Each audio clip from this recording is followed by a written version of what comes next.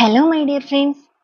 റിലേഷൻഷിപ്പുമായിട്ട് ബന്ധപ്പെട്ടിട്ടുള്ള നിങ്ങളുടെ ഇപ്പോഴത്തെ ഒരു കറന്റ് എനർജി ലെവലിൽ എന്ത് ഗൈഡൻസ് ആണ് യൂണിവേഴ്സിൽ നിന്നും നിങ്ങൾക്ക് നൽകാനായിട്ട് ആഗ്രഹിക്കുന്നത് എന്ന് നോക്കാം. അപ്പോൾ നമ്മളിവിടെ രണ്ട് പൈൽസ് ആണ് വെച്ചിരിക്കുന്നത്.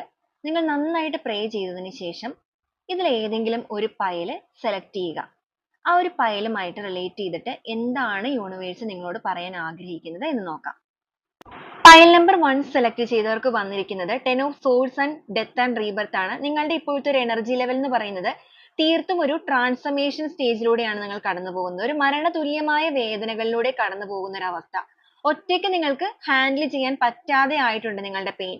അപ്പൊ നിങ്ങൾക്ക് പറ്റാതെ ആയിരിക്കുന്ന ആ ഒരു സമയത്ത് നിങ്ങളുടെ ആ ഒരു പെയിൻ എല്ലാം തന്നെ ഈ ഒരു യൂണിവേഴ്സ് എടുത്തിരിക്കുകയാണ്. പകരം നിങ്ങൾക്കായിട്ട് നൽകാനായിട്ട് പോകുന്നത് നിങ്ങളുടെ റിലേഷൻഷിപ്പിന്റെ ഒരു പുതിയ ജന്മം തന്നെയാണ്. അപ്പൊ നിങ്ങളുടെ റിലേഷൻഷിപ്പ് എന്ന് പറയുന്നത് ഇപ്പൊ പൂർണ്ണമായിട്ട് അവസാനിച്ചു നിൽക്കുന്ന ഒരു അവസ്ഥയാണ് എന്നുണ്ടെങ്കിൽ, നിങ്ങൾ അതിലാണ് ഇപ്പോൾ വേദനിച്ചുകൊണ്ടിരിക്കുന്നത് എന്നുണ്ടെങ്കിൽ ഒരു മിറാക്കിൾ സംഭവിക്കാൻ പോകുന്നു. നിങ്ങളുടെ റിലേഷൻഷിപ്പിൽ ഒരു റീകൺസിലേഷൻ നടക്കാനായിട്ട് പോകുന്ന ഒരു അവസ്ഥയായിട്ടാണ് യൂണിവേഴ്സ് ഇവിടെ കാണിച്ചിരിക്കുന്നത്. കാർഡ് നമ്പർ 2 സെലക്ട് ചെയ്തവർക്ക് വന്നിരിക്കുന്നത് the moon energy, ace of cups ആണ് ഗൈഡൻസ് ആയിട്ട് കിട്ടിയിരിക്കുന്നത്. അപ്പൊ നിങ്ങളെ സംബന്ധിച്ചിടത്തോളം നിങ്ങളുടെ ഒരു എനർജി ലെവൽ എന്ന് പറയുന്നത് നിങ്ങൾക്ക് ഒരുപാട് ട്രസ്റ്റ് ഇഷ്യൂസ് ഉള്ളതായിട്ട് കാണുന്നുണ്ട്. അകാരണമായ ചിന്തകൾ, നിങ്ങൾ ഒരുപാട് ഓവർ തിങ്കിങ് ചെയ്യുന്ന ഒരു എനർജിയിലാണ് നിൽക്കുന്നത്. ഒരുപാട് ഓവർ തിങ്കിങ് ചെയ്ത് വിഷമിക്കുന്ന ഒരു അവസ്ഥ.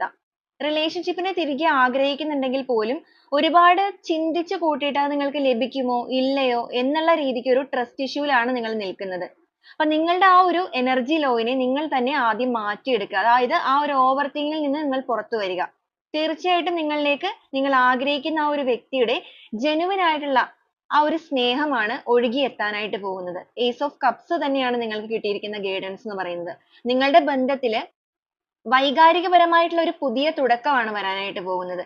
അതിനെ റിസീവ് ചെയ്യാനായിട്ട് നിങ്ങളുടെ ലോ എനർജിയെ പൂർണ്ണമായിട്ടും നിങ്ങൾ റിമൂവ് ആക്കുക. അതിനുശേഷം ആ ഒരു പോസിറ്റീവ് എനർജിയെ അബ്സോർബ് ചെയ്യാനുള്ള മനസ്സിലേക്ക് നിങ്ങൾ വന്നോളൂ.